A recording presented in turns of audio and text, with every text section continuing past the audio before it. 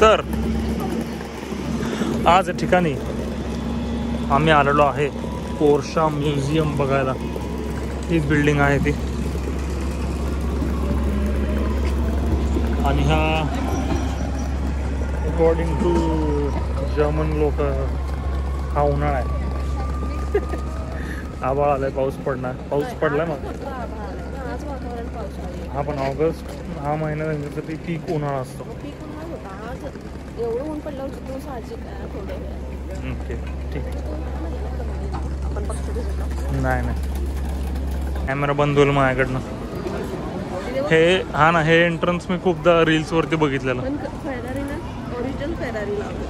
हे मग ओरिजिनलच आहे की पोर्शा?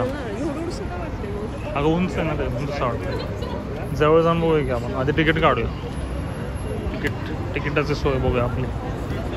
एंट्रन्सला मस्त गाडी काय ना. हा आहे ना, मोठा कॅमेरा घेऊन आलो. आहे आमचं तिकीट. असं एलिव्हेटर आहे. खाली कॅफे वगैरे बरंच काय शॉपिंगसाठी आहे. तिकीट सेंटर आहे. मोठा आहे का एलिव्हेटर हा?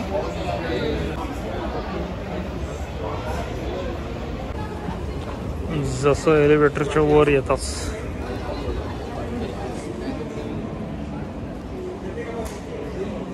बरीच ठिकठिकाणी माहिती दिली आहे. गाड्यांचं इन्व्हेन्शन, इनोव्हेशन, टेक्नॉलॉजी.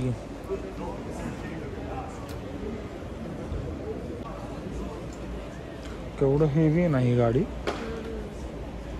बल्की वाटते एकदम. एअरक्राफ्ट इंजिन आहे. पोर्शा एअरक्राफ्ट इंजिन पण बनवायचं. ॲस्ट्रो डेव मेयर. जुने सर्टिफिकेट्स वगैरे पण आहेत. आणि त्यांनी काय कसं रजिस्टर. ओ हे कामाला यायचे लोक त्यांचं. अरे बापरे. प्रेझेंटी ॲबसेंटी पगार मांडायचं पुस्तक त्यांचं.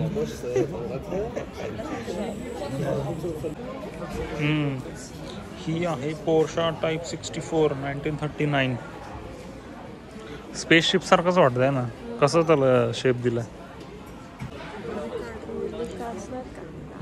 कार्टून मधले कार्स वाटतात. केवढं ह्यूज गाडी आहे ना. कसली मोठी आहे याच्यामुळे.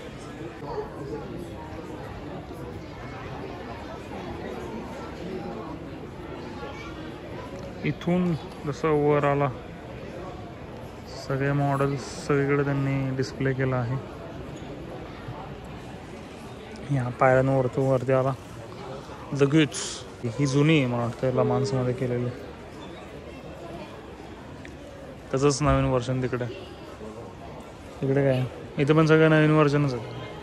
हे काय गेम आहे का?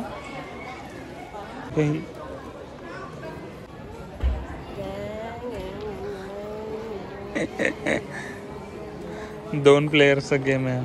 खाली पण एक प्लेयर. ओ ही डकार आहे. डकार रॅलीची कार आहे ती. आणि ती 917 आहे पोर्शा. ते बघ नाही का रेसमध्ये ना ते लोक स्टिकर लावायचे. हा ओरिजिनल लोगो नाही आहे. गाडीचं वजन कमी राहण्यासाठी जितका प्रयत्न करायचा तेवढा करायचा. ते ह्याला बघ सिंगल एकच बोल्ट असतो इथं ना मध्ये. हा एकच बोल्ट काढायचा आणि चाक काढायचं.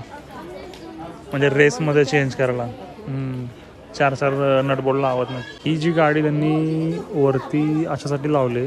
गाडीची स्पीड एवढी पकडते की ते प्रॅक्टिकली सिलिंगवरती पण चालू शकते. जेव्हा टॉप स्पीड पकडेल त्यावेळी. ह्या लोगोमध्ये किती फरक आहे. त्याचे हेडलाईट्स असे पॉपअप होतात. बटन दाबलं ना वरती येतात त्याचे हेडलाईट्स.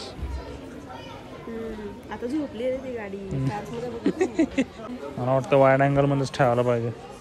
कारण की बरीच मोठी व्हिडिओ बनवली जर प्रत्येक कार दाखवत बसलं तर. F1 मला अशी गाडी आवडली. गाड्या भरपूर आहेत. ऑफकोर्स मस्त रे.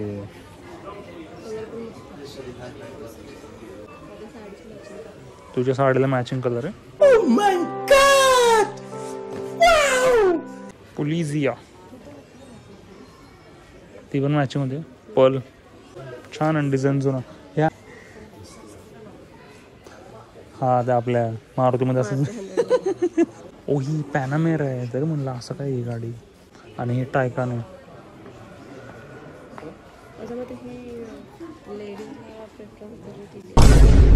गर्ल्स ना का. अरे ही डिझाईन तसे गाडी स्पोर्ट्स कारच आहे ना शेवटी. ही एवढंच की इलेक्ट्रिक गाडी. बेडूक बेडूक बेडूक सगळेच प्राणी म्हणून सरपटणार. स्ट्रीट व्हर्जन बोलले त्यांनी. हे कोण रोडवर चालणार गाडी. कार्स मूवी मधलं जे कॅरेक्टर आहे त्याची प्रतिकृती इथं आहे. मक्लॅरेनची कोण मक्लॅरेन. मक्वीन का तो पण पोर्शाच आहे नाही का. McQueen Sally Carrera. माझ्या बर्थडेचं मॉडेल आहे. तुझ्या बर्थडेचं मॉडेल 1999. किचिक किचिक चल.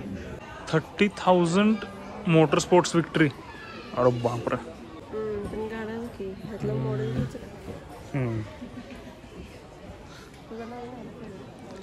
बहुत महंगा है रे बाबा. मोबिल 1 ती ना मस्त रे. बघ हे इंजिन.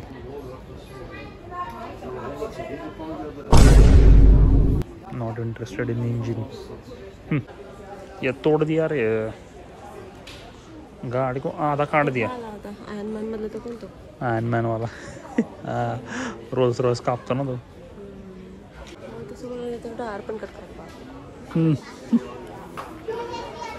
येलो कलरचा नादच नाही करायचा. इथून पुढे तर काय ऑलमोस्ट सगळ्या सिमिलरच दिसतो. स्टेअरिंग व्हील डिटॅच करून ठेवलं त्यांनी. तिथं स्टेअरिंग व्हील लागतं त्यावर कशी. अच्छा दाखवतो वाटतं. सो हे आहे स्टेअरिंग ह्या कारसाठी.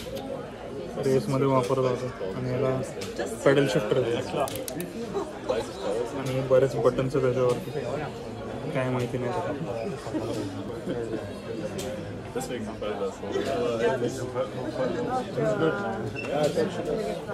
हे त्यांनी मस्त असं रोटेटिंग प्लॅटफॉर्म बनवलं आणि गाडी याच्यावरती रोटेट होते.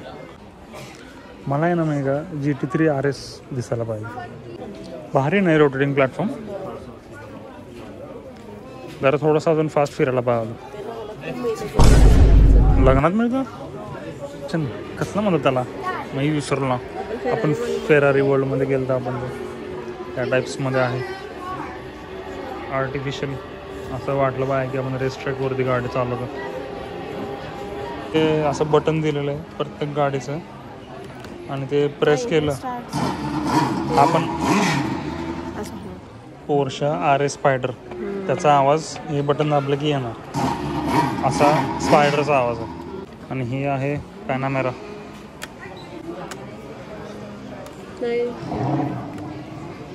ते ट्विस्ट करावं लागतं नॉर्मल कार सारखं. इथे ॲक्सिलेटर दिलं त्याच्यावरती पाय दिला की गाड्यांचा आवाज येतो. ह्या गाडीचा आवाज येत नाही वाटतं. ते एकच मशीनचा आवाज होतो मेगा मला वाटतं. हे अजून एक थोडंसं वेगळं डिझाईन गाडीचं. ऑडी आणि पोर्शाने मिळून बनवलेलं आहे. ही सर्वात फेवरेट आहे माझी GT3 RS. लईच महाग आहे. या म्युझियममध्ये जेवढं शूट करेल तेवढं कमी. काय आलं काय वाचलंस तू. काय वाचलास. मला लाईफमध्ये पोर्शा गाड्यांचा शूट करायचा होता. तो डायरेक्ट म्युझियममध्ये येऊनच करायला मिळाला. रॉयल नाही ती ॲम्ब्युलन्स आहे ती. भारी आहे ना हे. पोर्शा हे ट्रॅक्टर मॅन्युफॅक्चरिंगमध्ये सुद्धा होतं खूप आधी. Spider RS. ओ बघ का भारी. खूप काय असेल ते RS नाही पण हे स्पायडरमध्ये वॅसॅक व्हर्जन पण आहे त्यांचं. हे कसं प्रोनाऊन्स करतात नाही माहिती मला. वॅसॅश मस्त आहे इंटिरियर याचं. भारी आहे ना. हे पण हे असं इथे VR हेडसेट पण देतात आणि पेंट जॉब असेल किंवा काही मेंटेनन्सचं काम असेल. पोर्शा कारमध्ये बसायचं त्यांनी ठेवलं की आपण बसू शकतो. आमची बायको वेट करते नंबर आला की आम्ही बसणार गाडीमध्ये. बरं बस.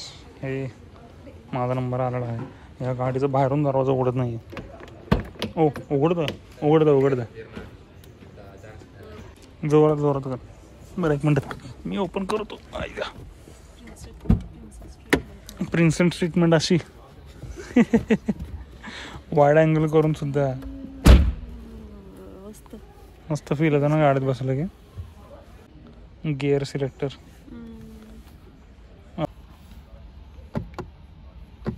गेले तर पुढे गाडी बॅडल शिफ्ट राहिला. बाहेर बोल. चांगलीच लो आहे गाडी. बापरे इथूनच बघायला लागला का आपल्याला.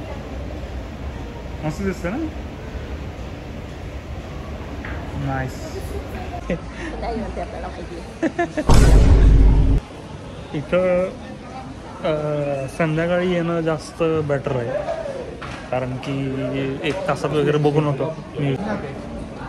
आणि संध्याकाळी 4 वाजता वगैरे आलो तर हाफ प्राईजमध्ये मिळतं. हाफ प्राईजमध्येच तिकीट मिळून जातं. सो ते बेस्ट आहे. नाहीतर दिवसा आला तर 12 युरो तिकीट आहे आणि संध्याकाळी आला 4 वाजता की डायरेक्ट 6.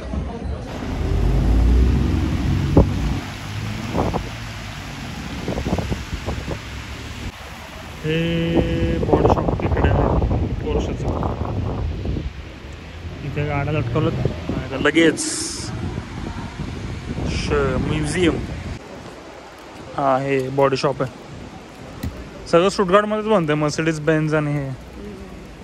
आणि भारी गोष्ट म्हणजे इथंच ट्रेन स्टॉप आहे. सो असं सापडायला काय अवघड नाही ही जागा. स्टॉपचं नावच आहे पोर्शा प्लाट्स.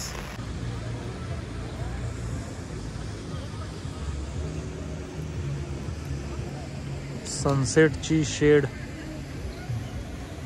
1 नंबर आलेले आहे. घरी चाललो होतो आणि सिटी सेंटरमध्ये सहज बघितलं इथं तर इव्हेंट भरला आहे.